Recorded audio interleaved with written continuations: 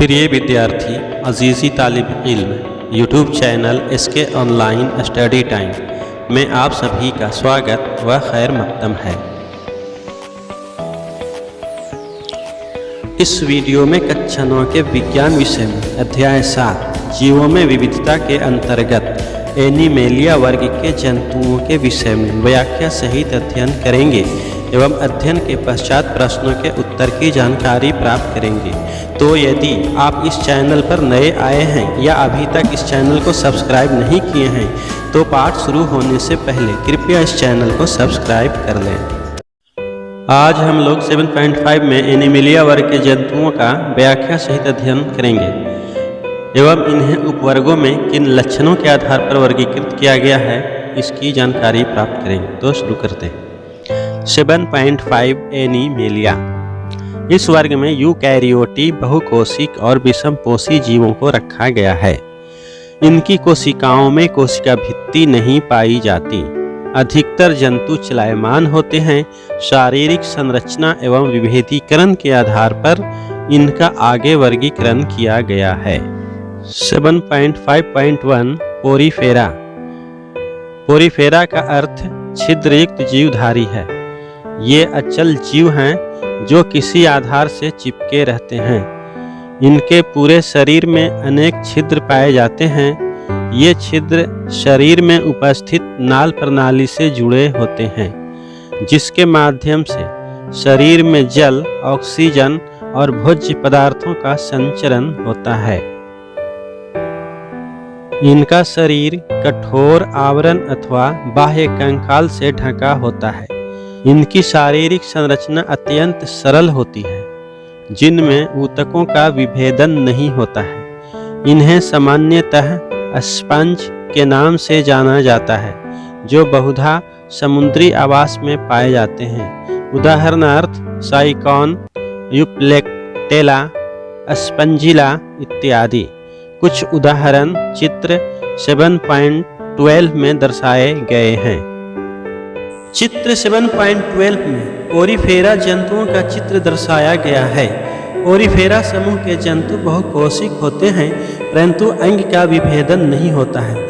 यह समुद्री जीव हैं। यूप्लेक्टेला, साइकॉन और स्पंजिला इस समूह के जीव हैं। 7.5.2 सीलेंट्रेटा। ये जलीय जंतु हैं। इनका शारीरिक संगठन ऊतकीय स्तर का होता है। इनमें एक देह गुहा पाई जाती है। इनका शरीर कोशिकाओं की 2 परतों यानी आंतरिक एवं बाह्य परत का बना होता है। इनकी कुछ जातियां समूह में रहती हैं, जैसे कोरल, और कुछ एकांकी होती हैं, जैसे हाइड्रा। उदाहरणार्थ हाइड्रा, समुद्री एनीमोन, जेलीफिश इत्यादि। चित्र 7.13 में देखें। चित्र 7.13 में सिलेंट्रेटा समूह के जंतुओं का चित्र दर्शाया गया है। इस समूह के जीव ऊतकीय स्तर के होते हैं, यानी तंत्रिका तंत्र एवं पेशी तंत्र पाया जाता है। ये जलीय जीव हैं। हाइड्रा एवं समुद्री एनीमोन सिलेंट्रेटा समूह के जीव हैं। 7.5.3 प्लेटीहेलमिन्थेज। पूर्व वर्णित वर्गों की अपेक्षा इस वर्ग के जंतुओं की शारीरिक संरचना अधिक जटिल होती है।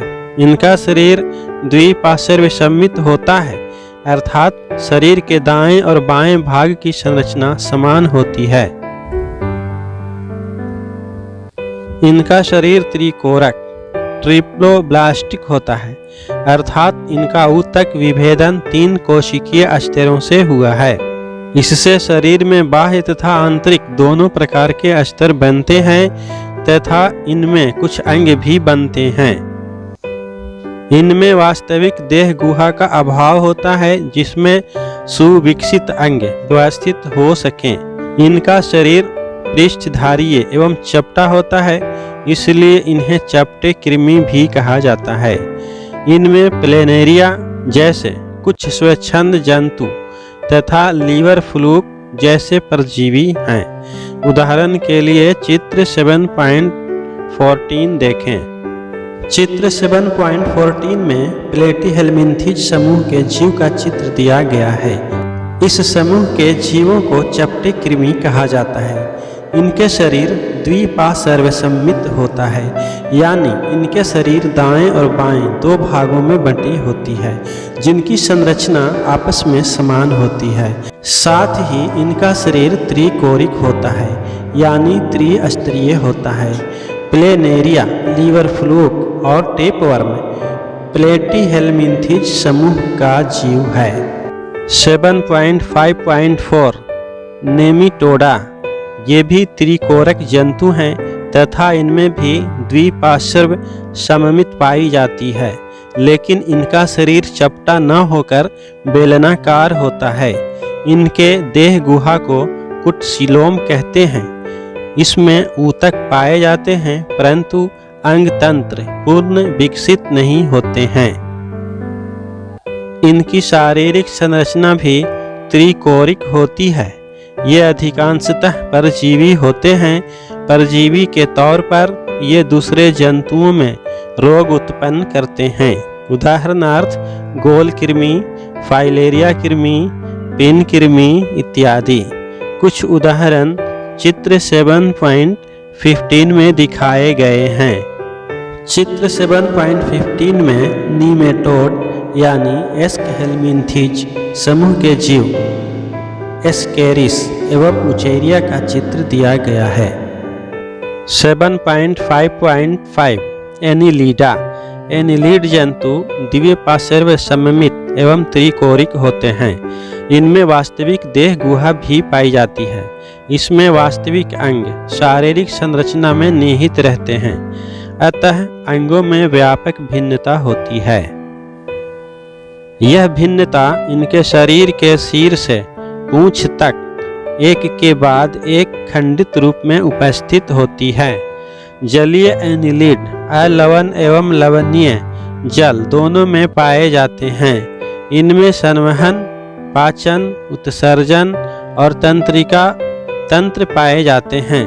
ये जलीय और स्थलीय दोनों होते हैं। उदाहरणार्थ केंचुआ, नेरेस, जोंक इत्यादि। चित्र 7.16 देखें। चित्र 7.16 में एनिलीड जंतुओं का चित्र दिया गया है। एनिलीड समूह के जंतुओं में संवहन, पाचन, उत्सर्जन और तंत्रिका तंत्र पाए जाते हैं। इस समूह के जंतु जलीय और स्थलीय दोनों होते हैं। 7.5.6 आर्थ्रोपोडा, यह जंतु जगत का सबसे बड़ा संघ है। इनमें द्विपार्श्व सममित पाई जाती है और शरीर खंड युक्त होता है। इनमें खुला परिसंचरण तंत्र पाया जाता है, अतः रुधिर वाहिकाओं में नहीं बहता। देह गुहा रक्त से भरी होती है। इनमें जुड़े हुए पैर पाए जाते हैं। कुछ सामान्य उदाहरण हैं झींगा, तितली, मक्खी, मकड़ी, बिच्छू, केकड़े इत्यादि। चित्र 7.17 देखें। चित्र 7.17 में आर्थ्रोपोड जंतु का चित्र दिया गया है। झींगा, बिच्छू, मकड़ी, तिलचट्टा, तितली, शतपाद यानी गोजर एवं घरेलू मक्खी आर्थ्रोपोड समूह के जंतु हैं। 7.5.7 मोलस्का, इनमें भी द्विपार्श्व सममिति पाई जाती है। इनकी देह गुहा बहुत कम होती है तथा शरीर में थोड़ा विखंडन होता है। अधिकांश मोलस्क जंतुओं में कवच पाया जाता है। इनमें खुला संवहनी तंत्र तथा उत्सर्जन के लिए गुर्दे जैसी संरचना पाई जाती है। उदाहरणार्थ घोंघा, सीप इत्यादि। चित्र 7.18 देखें। चित्र 7.18 में मोलस्क समूह के जंतुओं का चित्र दिया गया है। काइटोन, ऑक्टोपस, घोंघा एवं यूनियो मोलस्क समूह के जंतु हैं। 7.5.8 इकाइनोडर्मेटा, ग्रीक में इकाइनोस का अर्थ है जाहक, हेजहॉग तथा डर्मा का अर्थ है त्वचा। अतः इन जंतुओं की त्वचा कांटों से आच्छादित होती है। ये मुक्त जीवी समुद्री जंतु हैं। ये देह गुहा युक्त त्रिकोणिक जंतु हैं। इनमें विशिष्ट जल संवहन नाल तंत्र पाया जाता है जो उनके चलन में सहायक हैं। इनमें कैल्शियम कार्बोनेट का कंकाल एवं कांटे पाए जाते हैं। उदाहरणार्थ स्टारफिश, समुद्री अर्चिन इत्यादि। चित्र 7.19 देखें। चित्र 7.19 में इकाइनोडर्म समूह के जंतु पंख तारा, समुद्री खीरा, समुद्री अर्चिन एवं तारा मछली का चित्र दर्शाया गया है। 7.5.9 प्रोटोकॉर्डेटा। ये द्विपार्श्व सममित त्रिकोरिक एवं देह गुहायुक्त जंतु हैं। इसके अतिरिक्त ये शारीरिक संरचनाओं के कुछ नए लक्षण दर्शाते हैं, जैसे कि नोटोकॉर्ड। ये नए लक्षण इनके जीवन की कुछ अवस्थाओं में निश्चित रूप से उपस्थित होती है। नोटोकॉर्ड छड़ की तरह की एक लंबी संरचना है जो जंतुओं के पृष्ठभाग पर पाई जाती है। यह तंत्रिका ऊतक को आहार नाल से अलग करती है। यह पेशियों के जुड़ने का स्थान भी प्रदान करती है, जिससे चलन में आसानी हो। प्रोटोकॉर्डेट जंतुओं में जीवन की सभी अवस्थाओं में नोटोकॉर्ड नहीं उपस्थित रह सकता है। ये समुद्री जंतु हैं। उदाहरणार्थ बैलेनॉग्लोसस, हार्डमेनिया, एम्फियोक्स इत्यादि। चित्र 7.20 देखें। चित्र 7.20 में प्रोटोकॉर्डेट समूह के बैलेनॉग्लोसस जंतु का चित्र दिया गया है। इस चित्र में इनके अंगों का नाम भी दिया हुआ है। 7.5.10 वर्टिब्रेटा यानी कशेरुकी। इन जंतुओं में वास्तविक मेरुदंड एवं अंतःकंकाल पाया जाता है। इस कारण जंतुओं में पेशियों का वितरण अलग होता है एवं पेशियां कंकाल से जुड़ी होती हैं, जो इन्हें चलने में सहायता करती हैं। वर्टिब्रेट द्विपार्श्व सममित त्रिकोरिक देह गुहा वाले जंतु हैं। इनमें ऊतकों एवं अंगों का जटिल विभेदन पाया जाता है। सभी कशेरुकी जीवों में निम्नलिखित लक्षण पाए जाते हैं। पहला, नोटोकॉर्ड। दूसरा, पृष्ठनलीय कशेरुक दंड एवं मेरज्जु। तीसरा, त्रिकोरिक शरीर। चौथा, युग्मित क्लोम थैली। पांचवा, देह गुहा। वर्टिब्रेटा को 5 वर्गों में विभाजित किया गया है। 7.5.10 अर्थात वर्टिब्रेटा का पहला भाग है मत्स्य। ये मछलियां हैं जो समुद्र और मीठे जल दोनों जगहों पर पाई जाती हैं। इनकी त्वचा शल्क यानी स्केल्स अथवा प्लेटों से ढकी होती है तथा ये अपनी मांसल पूंछ का प्रयोग तैरने के लिए करती हैं। इनका शरीर धारा रेखीय होता है। इनमें श्वसन क्रिया के लिए क्लोम पाए जाते हैं जो जल में विलीन ऑक्सीजन का उपयोग करते हैं। ये असमतापी होते हैं तथा इनका हृदय द्विकक्षीय होता है। ये अंडे देती हैं। कुछ मछलियों में कंकाल केवल उपास्थि का बना होता है, जैसे शार्क। अन्य प्रकार की मछलियों में कंकाल अस्थि का बना होता है, जैसे ट्यूना, रोहू। उदाहरण के लिए चित्र 7.21 का ए तथा 7.21 का बी देखें। चित्र 7.21 ए एवं बी में मत्स्य समूह के जंतुओं का चित्र दिया गया है। ये सभी असमतापीय होते हैं, यानी इनके शरीर का तापमान एक जैसा नहीं रहता है, बल्कि ये जिस आवास में रहते हैं उस आवास का तापमान ही इनके शरीर का तापमान होता है। यानी इनके शरीर का तापमान इनके आवास के वातावरण के अनुसार घटते बढ़ते रहता है। 7.5.10 का दूसरा है जल स्थल चर, यानी वर्टिब्रेटा का दूसरा समूह है जल स्थल चर अम्फीबिया। ये मत्स्यों से भिन्न होते हैं क्योंकि इनमें शल्क नहीं पाए जाते। इनकी त्वचा पर श्लेष में ग्रंथियां पाई जाती हैं तथा हृदय त्रिकक्षीय होता है। इनमें बाह्य कंकाल नहीं होता है, वृक्क पाए जाते हैं। श्वसन क्लोम अथवा फेफड़ों द्वारा होता है। ये अंडे देने वाले जंतु हैं। ये जल तथा स्थल दोनों पर रह सकते हैं। उदाहरण मेढक, सैलामेंडर, टोड इत्यादि। चित्र 7.22 देखें। चित्र 7.22 में जल स्थलचर यानी अम्फीबिया समूह के जंतु का चित्र दिया गया है। जल स्थलचर यानी इस समूह के जंतु जल और स्थल दोनों वातावरण में रहने के लिए अनुकूलित होते हैं, जैसे सैलामेंडर, टोड, साधारण मेढक एवं वृक्ष मेढक। 7.5.10 का तीसरा है सरीसृप यानी वर्टिब्रेटा का जो तीसरा समूह है वह सरीसृप है। ये असमतापी जंतु हैं। इनका शरीर शल्कों द्वारा ढका होता है। इनमें श्वसन फेफड़ों द्वारा होता है। हृदय सामान्यतः त्रिकक्षीय होता है, लेकिन मगरमच्छ का हृदय 4 कक्षीय होता है। वृक्क पाया जाता है। ये भी अंडे देने वाले प्राणी हैं। इनके अंडे कठोर कवच से ढके होते हैं तथा जल स्थलचर की तरह इन्हें जल में अंडे देने की आवश्यकता नहीं पड़ती है। उदाहरणार्थ कछुआ, सांप, छिपकली, मगरमच्छ। चित्र 7.23 देखें। चित्र 7.23 में सरीसृप समूह के जंतुओं का चित्र दिया गया है। टर्टल, कैमेलियन, किंग कोबरा, उड़न छिपकली और घरेलू छिपकली इस समूह के जंतु हैं।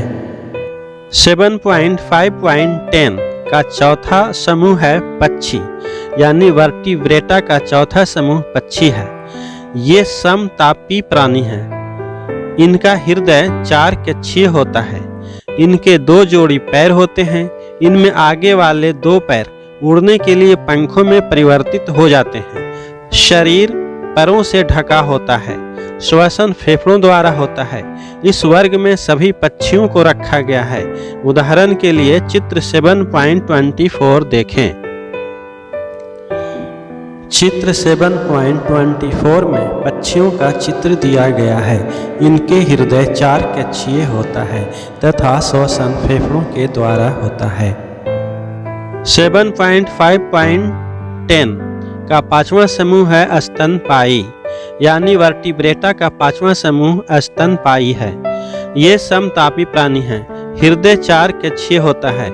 इस वर्ग के सभी जंतुओं में नवजात के पोषण के लिए दुग्ध ग्रंथियां पाई जाती हैं। इनकी त्वचा पर बाल, स्वेद और तेल ग्रंथियां पाई जाती हैं। इस वर्ग के जंतु शिशुओं को जन्म देने वाले होते हैं। हालांकि कुछ जंतु अपवाद स्वरूप अंडे भी देते हैं, जैसे इकिडना, प्लेटिपस, कंगारू जैसे कुछ स्तनपायी में अविकसित बच्चे मार्सुपियम नामक थैली में तब तक लटके रहते हैं जब तक कि उनका पूर्ण विकास नहीं हो जाता है। कुछ उदाहरण चित्र 7.25 में दिखाए गए हैं।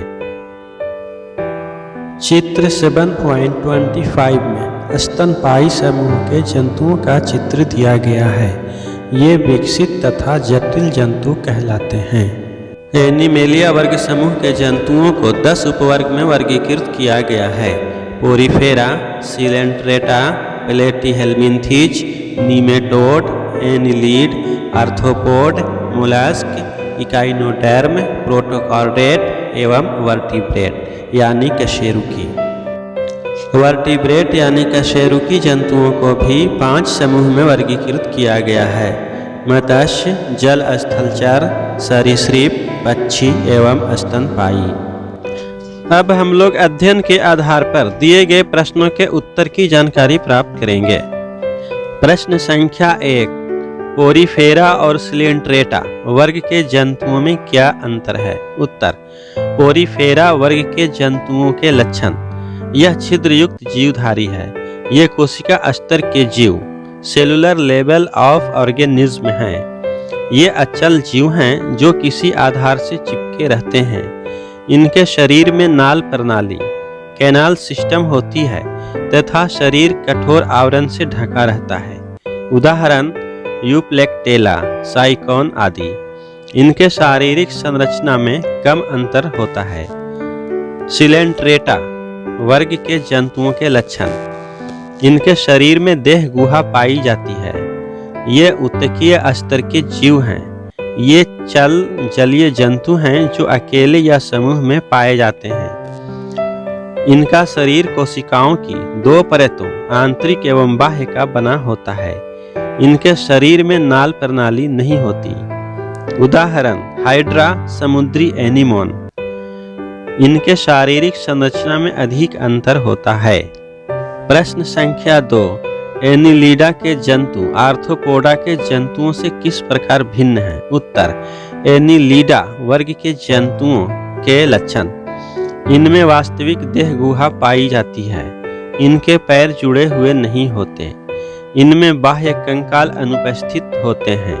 इनका शरीर द्विपार्श्व सममिति और त्रिकोणिक होते हैं। इनका परिसंचरण तंत्र बंद होता है। इनमें उत्सर्जन अंग नेफ्रोडिया होते हैं। इनमें श्वसन ज्यादातर त्वचा द्वारा होता है। इनमें तंत्रिका तंत्र कम विकसित होते हैं। आर्थ्रोपोडा समूह के जंतुओं के लक्षण। इनमें वास्तविक देह गुहा नहीं होती तथा देह गुहा रक्त से भरी होती है। इनके पैर जुड़े हुए होते हैं। इनमें बाह्य कंकाल उपस्थित होते हैं। इनमें द्विपार्श्व सममिति पाई जाती है और शरीर खंडयुक्त होता है। इनका परिसंचरण तंत्र खुला होता है। इनमें नेफ्रोडिया नहीं होते तथा उत्सर्जन अंग ग्रीन ग्लैंड और मालपीचियन हैं। इनमें श्वसन गिल, फेफड़े, लंग्स या श्वासनली ट्रेचिया द्वारा होता है।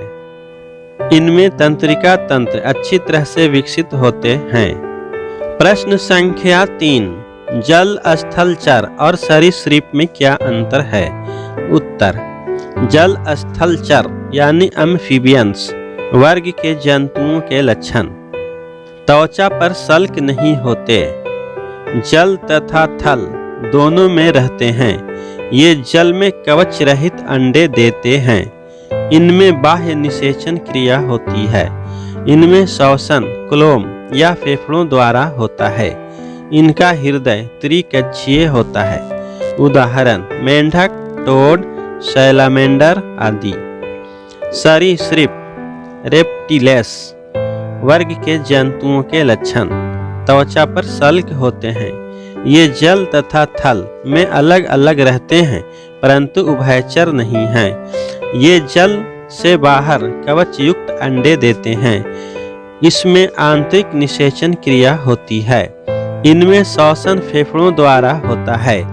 इनका हृदय भी त्रिकक्षीय होता है परंतु मगरमच्छ में 4 कक्षीय होता है।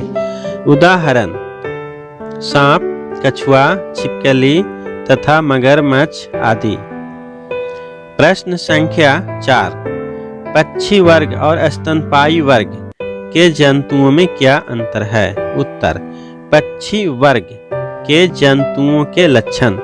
इस वर्ग के जंतु अंडे देते हैं। इसमें दुग्ध ग्रंथियां नहीं होती।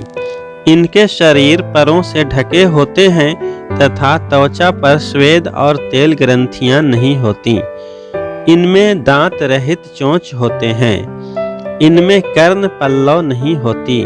इनकी हड्डियां खोखली होती हैं तथा इनमें वायु एयर कैविटी भरे होते हैं। स्तनपायी वर्ग समूह के जंतुओं के लक्षण। इस वर्ग के जंतु शिशुओं को जन्म देने वाले होते हैं परंतु कुछ जंतु अपवाद स्वरूप अंडे भी देते हैं जैसे इकीडमा प्लेटिपस। इसमें नवजात के पोषण के लिए दुग्ध ग्रंथियां पाई जाती हैं। इनकी त्वचा पर बाल, स्वेद और तेल ग्रंथियां पाई जाती हैं। इनमें दांत होते हैं। इनमें कर्ण पल्लव होती है। इनकी हड्डियां खोखली नहीं होती।